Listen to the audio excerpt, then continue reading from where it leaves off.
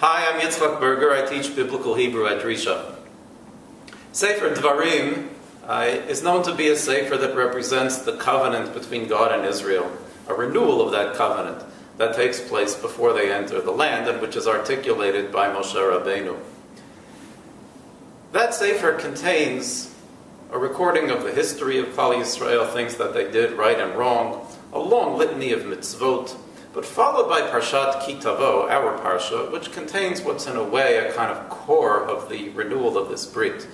Right? Parashat Ki Tavo is famously known for brachot and klalot, the blessings and curses, a very long litany of curses, especially things that will happen if we don't do the things we're supposed to. This central part of this Sefer HaBrit, Parashat Ki Tavo, which seems to begin, this section seems to begin with the beginning of Parashat Ki Tavo. It's telling you what will happen when you come into the land. This is what you can expect. Begins actually with two short parshiot, which are in a way unexpected.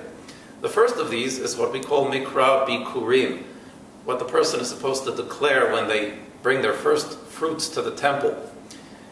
The second one is Vidui Ma'aser, which is the declaration that after a certain period of time, a person has given the various tithes he's supposed to give an accounting, that he's actually given the things that he should have, and asks for divine reciprocity as a result.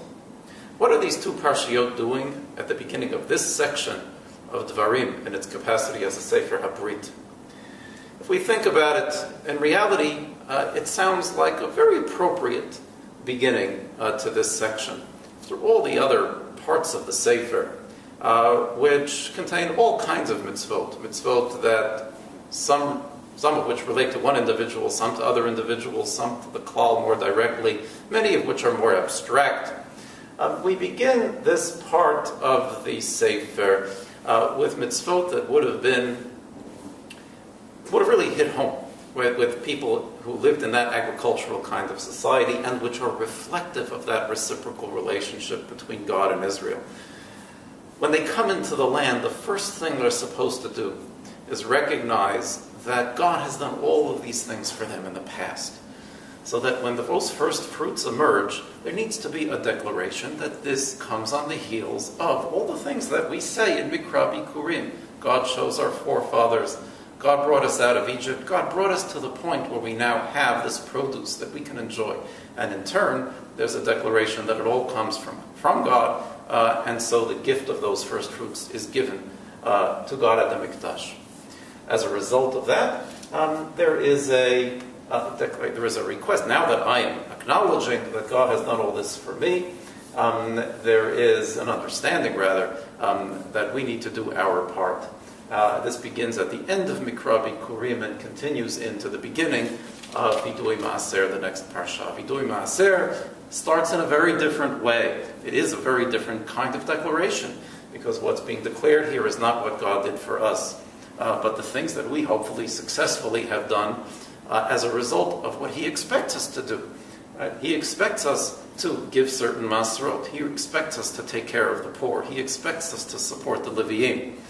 And that is what we're declaring that we did in the context of Vidui Ma'aser. It's only on the heels of having done that we can then turn to Him at the end of that Vidui Ma'aser and say, Hashkifa mima'on kodshecha min hashamayim, look up from the heavens and bless us, Barechet Amcha Yisrael. So the reciprocal relationship between God and Israel becomes expressed in a way that would have been very concrete to the Bnei Yisrael through these two agricultural mitzvot, the two halves of it, what God did for us and what we do for Him.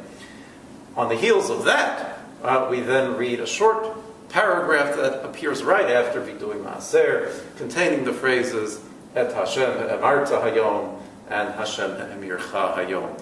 You have made your commitment to God, and God will then make the commitment to you. What better expression of the Sefer HaBrit that Sefer Dvarim comprises? Shabbat Shalom.